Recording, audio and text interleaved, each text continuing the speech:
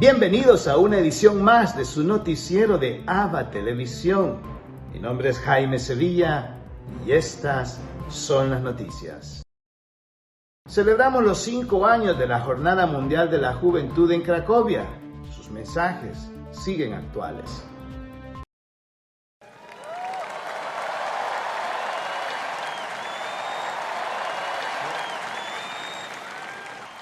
Queridos amigos, bienvenidos a Cracovia. Así comenzaba hace 5 años la Jornada Mundial de la Juventud de Cracovia. Era el verano de 2016 y más de 1,5 millones de jóvenes acudieron a este encuentro con el Papa Francisco para reflexionar sobre su modo de vivir la fe.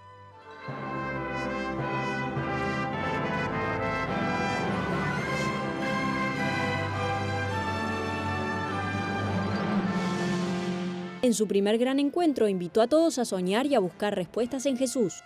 C'è una risposta che non si vende, c'è una risposta che non si compra, una risposta che non è una cosa, che non è un oggetto, è una persona. Si chiama Gesù Cristo. Un applauso, Signore. Uno de los momentos más impactantes de su viaje fue su visita al campo de concentración de Auschwitz. Francisco rezó en silencio también en la celda donde torturaron a San Maximiliano Kolbe y pidió por todas las víctimas del odio. Cracovia es la ciudad de Juan Pablo II y su protagonismo se vivió esos días. En su santuario, el Papa se reunió con sacerdotes y religiosos. Francisco quiso visitar el santuario de Santa Faustina Kowalska, donde explicó en qué consiste la misericordia de Dios y recordó que Jesús ama sin condiciones. Nunca nos alejemos de Jesús. Abyśmy nigdy nie oddalili się od Jezusa. Aunque pensemos que por nuestros pecados o nuestras faltas somos lo peor. Nawet wtedy, kiedy myślimy, kiedy nam się wydaje, że ze względu na nasze grzechy jesteśmy najgorsi. Así nos prefiere Él. Así su misericordia se derrama. El evento más importante fue este encuentro al atardecer a las afueras de la ciudad. Allí se escuchó uno de los discursos más potentes del viaje. Cari giovani, non siamo venuti al mondo per vegetare, per passarcela comodamente, per fare della vita un divano che ci addormenti. Al contrario, siamo venuti per un'altra cosa, per lasciare un'impronta. È molto triste passare nella vita senza lasciare un'impronta.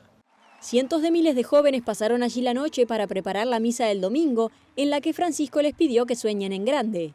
Non lasciatevi anestetizzare l'anima, ma puntate al traguardo dell'amore bello, che richiede anche la rinuncia e un no forte al doping del successo ad ogni costo e alla droga del pensare solo a sé e ai propri comodi.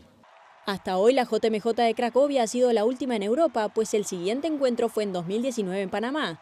Si la pandemia lo permite, la próxima será en Lisboa, la capital de Portugal, en el verano de 2023. Nos vamos a Tokio, los Juegos Olímpicos en Japón. Refugiados buscan el oro. Los Juegos Olímpicos de Tokio reúnen atletas de todos los países del mundo y también aquellos que no tienen bandera porque tuvieron que dejar su lugar de origen en busca de seguridad. El equipo olímpico de atletas refugiados debutó en los Juegos de Río en 2016 y ahora se presenta en Tokio con 25 deportistas. Son representantes de la difícil situación de los refugiados en todo el mundo y llevan adelante los sueños de sus familias que los alientan desde la distancia. Angelina Nadailo Halit huyó de la guerra en Sudán del Sur cuando tenía 6 años y no ha vuelto a ver a sus padres desde entonces. Ahora busca el oro en la carrera de 1500 metros en Tokio. Ella es un modelo a seguir, me inspira mucho. Si fuera joven, me hubiera encantado ser atleta. Sigo animando a mis hijos a que admiren a Angelina y puedan viajar y ver el mundo como ella lo ha hecho. Paulo Amotún también huyó de la guerra en Sudán del Sur con su hermana Regina, quien tiene un mensaje para él antes de que compita en los Juegos de Tokio. Rezo para que consigas una buena posición durante la maratón. Estaré feliz. Te animo y rezo para que Dios te guíe hacia la victoria. El Papa Francisco muchas veces ha destacado que el deporte es oportunidad de desarrollar valores firmes y que es ejemplo de superación de desafíos. Representa la sfida a cui siamo chiamati tutti, non solo gli atleti, quella di assumere la fatica, il sacrificio per raggiungere le mete importanti della vita, accettando i propri limiti senza lasciarsi bloccare da essi, ma cercando di superarsi. Este equipo coloca la resiliencia y la fortaleza de los refugiados en el mayor escenario mundial. Ahora en Tokio, estos deportistas compiten por poner por primera vez a un refugiado en el podio olímpico.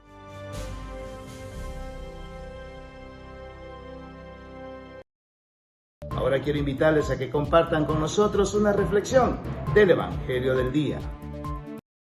La liturgia de hoy nos presenta el Evangelio de San Juan, capítulo 14, del 13 al 21.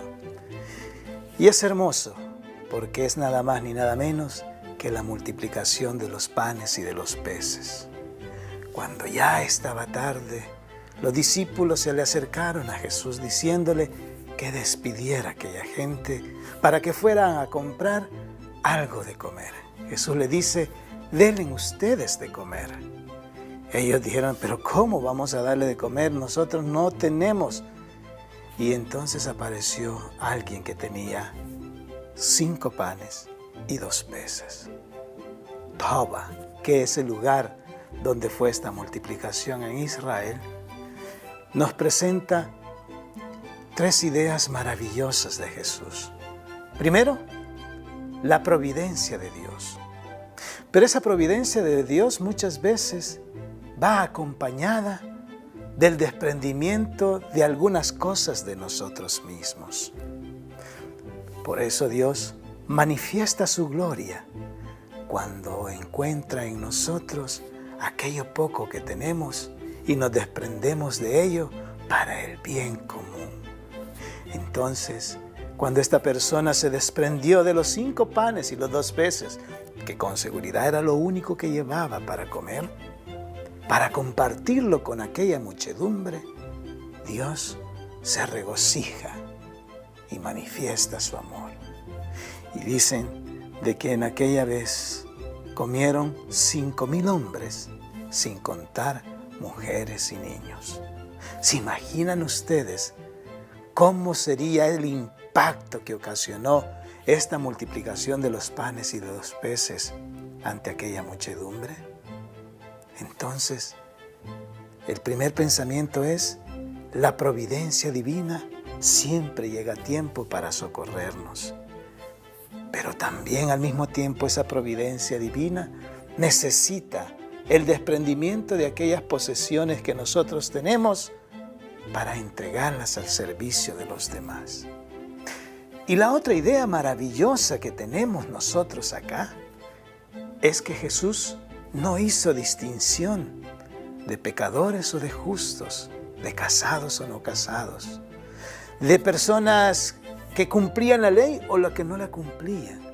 Jesús a todos les dio de comer, sin importar su corazón, sin importar sus vidas. Él quiere alimentarse.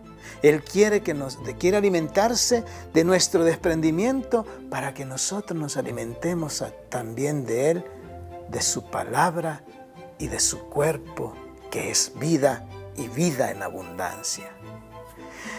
Viene a mi mente cuántas personas vamos a la Santa Misa los domingos.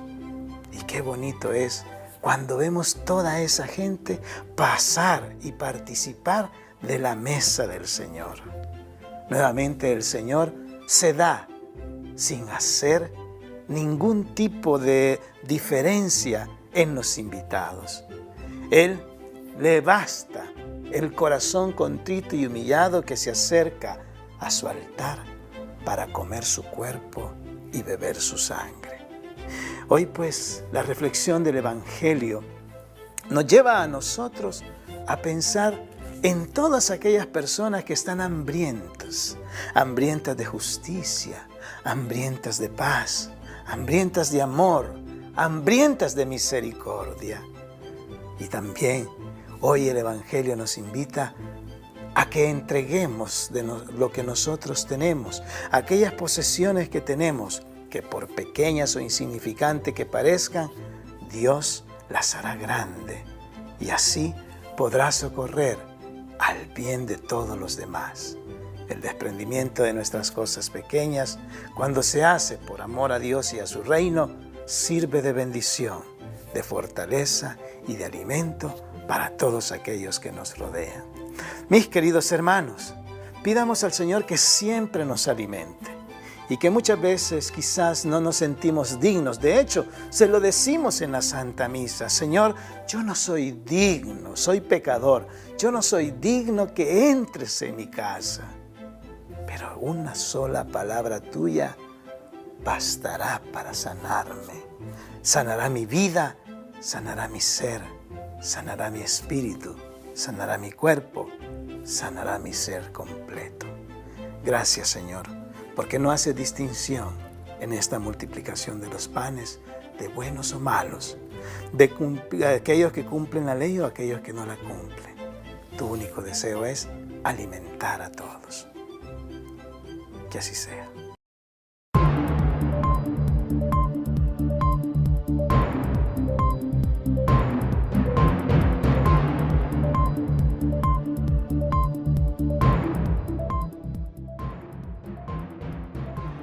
La variante Delta es más contagiosa y peligrosa que la varicela. La variante Delta parece causar enfermedades más graves y mortales que las otras variantes del coronavirus, y según revela un documento interno de los Centros para el Control, sería igual de contagiosa que la varicela y más que la viruela o el ébola. El documento revelado por la prensa estadounidense invita a las autoridades sanitarias a reconocer públicamente que la guerra ha cambiado contra el COVID-19. De hecho, según los últimos datos, también los vacunados podrían ser tan altamente contagiosos como los no vacunados. La carga viral de las personas no vacunadas es imposible de distinguir de las infecciones entre personas vacunadas. Los datos alarman a los científicos otra vez, porque la cantidad de virus en una persona infectada con Delta es 1000 veces mayor que la que se ve en personas infectadas con la versión original del virus. Por eso la administración Biden recomendó nuevamente esta semana el uso de mascarillas en lugares cerrados, exigiendo a empleados federales y militares a vacunarse o someterse a pruebas frecuentes, y ofreciendo una recompensa de $100 a quien se vacune. Les digo a todos aquellos no vacunados, por favor, vacúnense. Y el resto de Estados Unidos, este no es momento para desanimarse o bajar la guardia. Solo necesitamos terminar el trabajo con ciencia, con hechos, con la verdad. Además, frente a la nueva variante, no se excluye la posibilidad de una tercera dosis de vacuna, en particular para personas mayores de 65 años y pacientes inmunodeprimidos. Según los expertos, las vacunas siguen funcionando contra la variante Delta y evitan, esto muy importante, que los vacunados se enfermen de gravedad o que pierdan la vida. Sin embargo, los nuevos datos cambian la situación completamente y aumentan la urgencia de convencer a más personas a vacunarse. Desde Washington, Jacopo Luzzi, Voz de América. Las escuelas en Los Ángeles, California, exigirán pruebas anti-COVID-19 al regresar a las escuelas. El Distrito Escolar Unificado de Los Ángeles, el segundo más grande del país, el jueves agregó al uso obligatorio de mascarillas un requisito adicional en su protocolo de seguridad para regresar a clases presenciales. Todos los estudiantes y empleados, tanto vacunados como no vacunados, que regresan para recibir instrucción en persona, deben participar en pruebas de referencia y anti-COVID semanales. Antes solo se requerían pruebas anti-COVID para quienes no estaban vacunados. Se empezarán a hacer las pruebas de referencia el lunes 2 de agosto. Las clases comienzan el 16. La directiva se anunció el mismo día que se registraron más de 3.200 nuevos casos positivos y un alza alarmante en hospitalizaciones por COVID-19. La directora de Salud Pública, Bárbara Ferrer, expresó su preocupación. Sabemos que ha habido transmisión de personas completamente vacunadas a otras personas vacunadas y no vacunadas. Ferrer dijo que se desconoce el nivel de transmisión por personas ya vacunadas. El riesgo es exactamente el que estamos viendo, la continua propagación del virus entre personas tanto vacunadas como no vacunadas. El epidemiólogo Edward Jones López explica que los no vacunados pueden exponer a quienes ya están inoculados. Pero tienen problemas inmunológicos o alguna patología importante que a pesar de la vacuna no pueden montar una respuesta inmunológica suficiente. Aún así, el doctor Jones López insiste que las vacunas brindan un nivel alto de protección contra la enfermedad y la variante Delta. Verónica Villafañe, Voz de América, Los Ángeles. Estas son las reacciones de los salvadoreños al enterarse que el expresidente Salvador Sánchez Serén ya es ciudadano nicaragüense. De vicepresidente. El expresidente Salvador Sánchez Serén tiene una orden de captura internacional acusado de recibir sobresueldos cuando fue vicepresidente entre los años 2009-2014. El FMLN dice desconocer los motivos por los que el exmandatario habría solicitado la ciudadanía en Nicaragua. Lo que sí destacan es que está representado en el proceso judicial. Que es una decisión personal por parte del compañero expresidente Salvador Sánchez Serén junto a su familia. Habría que conocer directamente de él los motivos. Lo que sí es cierto es que sabemos pues que hay un proceso, que él tiene un apoderado, una persona que él está representando acá. Mientras tanto, diputados oficialistas y aliados al gobierno consideran que el exmandatario debería enfrentar la justicia en El Salvador. Lo que más quisiese uno es que ver a estas personas afrontando la justicia y como ellos dicen en algún momento si son culpables o inocentes pues que lo demuestren en los tribunales competentes y correspondientes. Aquí están los contrapesos, la separación de poderes funcionando perfectamente y lo que ellos están buscando con esto por lógica es impunidad. Una de las valoraciones de la diputada del FMLN es que no se trata de evitar enfrentar la justicia, sino más bien considera que hoy por hoy no pueden confiar en el sistema judicial. Y obviamente desconfianza ante el sistema que en el país debe llevar o impartir justicia, porque obviamente no van a actuar de manera imparcial al estar al frente de funcionarios que han sido impuestos con los intereses y a la medida del presidente Bukele. Nuevas Ideas lamenta que sean otras personas quienes asuman las consecuencias de las acciones de los expresidentes Mauricio Funes y Salvador Sánchez Serén, mientras que la diputada de Vamos considera que se debe fortalecer el sistema de probidad. Y otros están quedándose a enfrentar las consecuencias de las directrices de los que estaban arriba. ¿Qué es lo que quiere la gente? Dice usted, la gente quiere que hagamos justicia. Es difícil distinguir entre si este funcionario es un perseguido político o un prófugo de la justicia. Esto nos habla de dos grandes problemas: la necesidad imperiosa de fortalecer los sistemas de probidad pública. Es necesario más transparencia. El expresidente Salvador Sánchez Serén es acusado de lavado de dinero, enriquecimiento ilícito y peculado. Los diputados son conscientes que la condición de ciudadano nicaragüense hace imposible que sea extraditado. Para Teleprensa Canal 33, Doris Chicas. Nos vamos con nuestros hermanos de JN19 Televisión, quienes nos han preparado un reportaje especial de lo que acontece en el Perú. ¿Cómo están amigos? Mi nombre es Kevin Cáceda, reportando desde el Perú para la cadena ABA Televisión y JN19. Comenzamos este segmento comentándoles que la vía Puquín y Arco Ticatica han sido refaccionadas gracias a la actual gestión de la Municipalidad Provincial del Cusco, que después de 7 años entregó los más de 5 kilómetros de asfalto, muros de contención, entre otros, que comprende el mejoramiento de la transitabilidad vehicular y peatonal. El presidente del Frente de Defensa de la Zona Noroccidental, Pedro Quispe Almonte, a nombre de los vecinos del sector, agradeció la decisión política del burgomaestre provincial y dijo que son más de 38 asociaciones pro vivienda que vinieron luchando para poder que le entreguen esta gran obra. Asimismo señaló que se ve el progreso del Cusco y más en su zona, dice, donde la municipalidad provincial ha entregado diversas obras y está ejecutando otras más para el futuro.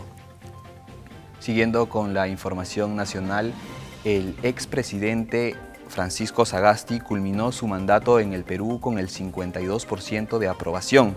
El sondeo realizado por el Instituto de Estudios Peruanos reflejó que el respaldo popular de Sagasti aumentó un punto porcentual respecto a junio, terminando su mandato con 52% de aprobación. El sondeo fue realizado entre el 18 y 21 de julio a 1.206 personas adultas con un margen de error en sus resultados de 2.8 puntos. Desde que Sagasti asumió la jefatura del Estado, sus principales cometidos han sido la adquisición de vacunas contra el COVID-19 y poner en marcha el proceso de vacunación, así como organizar con transparencia las elecciones del presente año.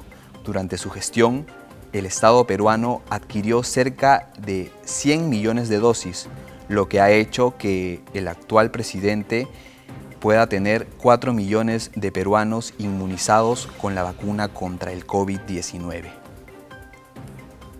Siguiendo con las noticias, en esta oportunidad nos vamos a la web. Las monjitas misioneras de Jesús Verbo y Víctima, congregación fundada en el Perú en 1961, sirven en los lugares donde no hay sacerdote, mientras algunos teorizan sobre el papel hipotético que podrían tener unas diaconisas en América Latina y en países con gran escasez de sacerdotes y distancias enormes. Hay religiosas que sostienen a sus comunidades de fe en lugares remotos y mal comunicados con todo tipo de servicios litúrgicos y sociales. Un caso que tiene específicamente este carisma es el de las misioneras de Jesús Verbo y Víctima, congregación fundada en Perú por el obispo misionero alemán Federico Kaiser. Este grupo de misioneros del Sagrado Corazón, ellas atienden un territorio del noroeste de la diócesis llamada La Candelaria, con una parroquia y 14 capillas. No solo tienen funciones litúrgicas o catequéticas, sino que llevan alimentos, medicamentos, agua y ayuda de todo tipo a los más necesitados, recorriendo infinitos kilómetros, casi siempre sin asfaltar. Ellas suelen decir que cuando acaba el asfalto, empieza su territorio. Esta fue toda la información que tenemos para usted, reportó Kevin Cáceda desde el Perú para la cadena hermana ABA Televisión. Permiso.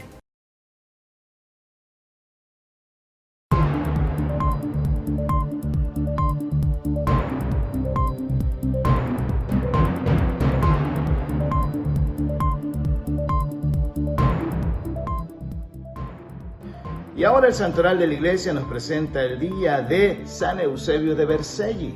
Conozcamos más de su historia.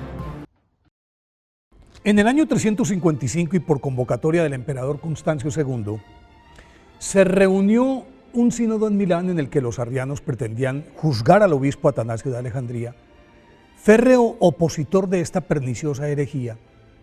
Y para defenderlo a él y a la doctrina de la Iglesia Católica, el Papa Liberio envió como representante suyo al obispo Eusebio de Vercelli, quien en plena asamblea se negó a firmar el acta de acusación y de paso exigió a los concurrentes, todos arrianos, incluido el emperador que presidía la asamblea, que antes de examinar el caso de San Atanasio, los asistentes entonaran el credo niceano, el mismo que pronunciamos en las Eucaristías dominicales, lo que equivaldría a una aceptación tácita de la plena divinidad de Jesucristo, lo cual reñiría con el principal postulado arriano que sostenía que el Hijo no era de la misma naturaleza del Padre, es decir, Dios, sino una creación suya. Entonces, el enfurecido monarca desenvainó la espada y estuvo a punto de matar al obispo Eusebio de Vercelli, pero se contuvo y optó por desterrarlo a Escitópolis, a donde fue conducido en una jaula. Pero como el pueblo lo aclamaba a su paso al llegar el celoso obispo arriano Patrófilo, encargado de su custodia, lo hizo arrastrar por las calles, encadenado y medio desnudo. Posteriormente fue confinado en una mazmorra y sometido a toda clase de vejaciones. Más adelante lo trasladaron a Capadocia en las mismas condiciones y tiempo después lo enviaron a la Tebaida Superior en Egipto, en donde tuvo un respiro porque lo enclaustraron en un monasterio en el que las privaciones que hasta ese momento había sufrido le facilitaron el aprendizaje, orientado por los austeros monjes, de las rudas reglas monacales que luego puso en práctica en su diócesis de Vercelli al recobrar la libertad que le otorgó Juliano el Apóstata, quien subió al trono del Imperio Romano en el año 361 tras la muerte de Constancio II. Al quedar viuda su piadosa madre, San Eusebio, nacido en Cerdeña en el año 286, marchó con ella a Roma, en donde después de adelantar su formación básica, fue catequizado y luego de ser bautizado se entregó de lleno al estudio de las Sagradas Escrituras.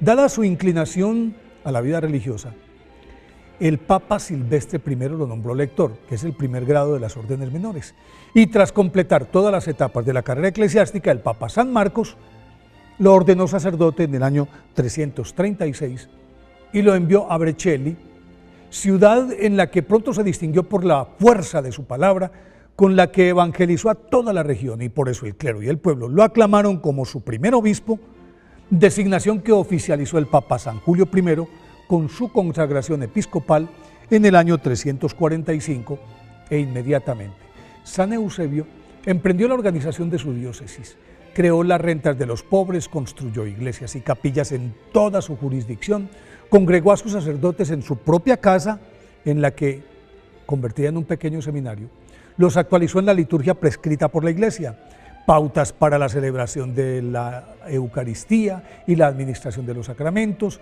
variados métodos de predicación, y los preparó para enfrentar al creciente arrianismo que como plaga estaba devorando las entrañas del catolicismo en todo el Imperio Romano.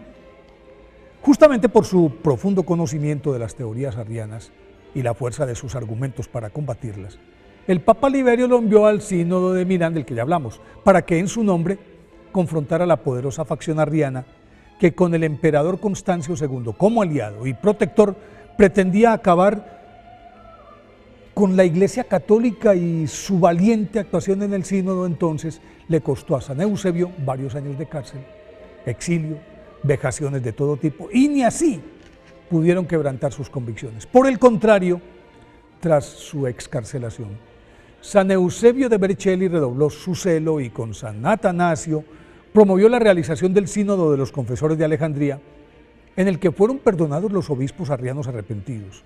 Además, se reafirmaron los principios doctrinales y la asamblea le encomendó a San Eusebio de Vercelli la misión de visitar todas las iglesias de Oriente, Antioquía, Capadocia, Macedonia, Iliria, Palestina, con el fin de rescatarlas de las garras arrianas, labor que cumplió al pie de la letra, y luego volvió a su amada Vercelli, en donde en medio del regocijo del pueblo, retomó en el año 363 su labor pastoral, renovó sus estructuras y se recluyó con buena parte de su clero en su casa, convertida en monasterio, e hizo que sus sacerdotes adoptaran las prácticas monacales basadas en la contemplación, el ayuno, el silencio, la meditación, la mortificación corporal, pero eso sí, sin olvidar sus obligaciones parroquiales, e impulsó la creación de la diócesis de Tortona y Novara.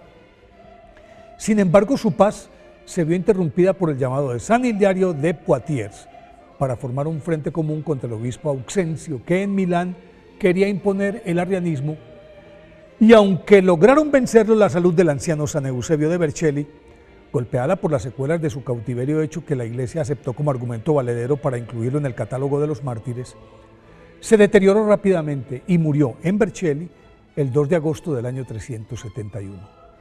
Por eso, hoy día de su festividad, pidámosle a San Eusebio de Vercelli que nos mantenga firmes en la fe de la Iglesia.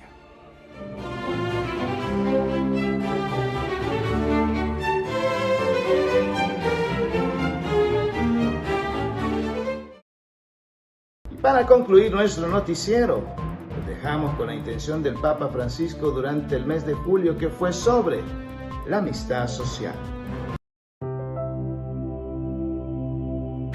Dice la Biblia que el que encuentra un amigo encuentra un tesoro.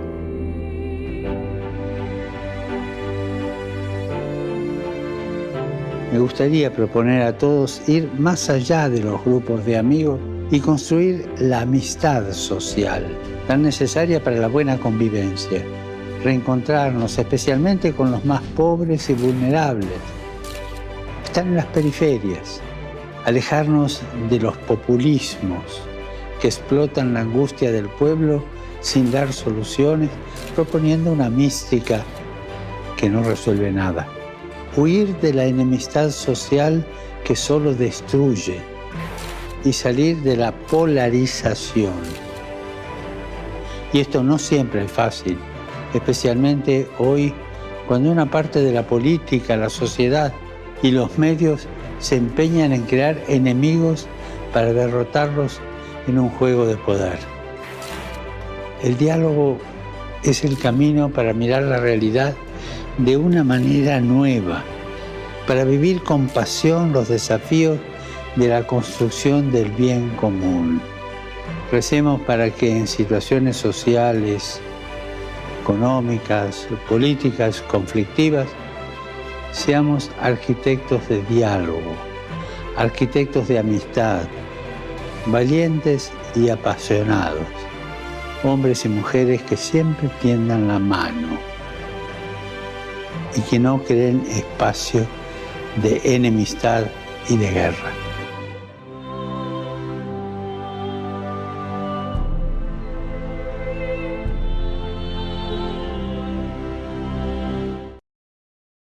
Y así llegamos al final de una edición más de su noticiero de ABA Televisión. Gracias por estar con nosotros.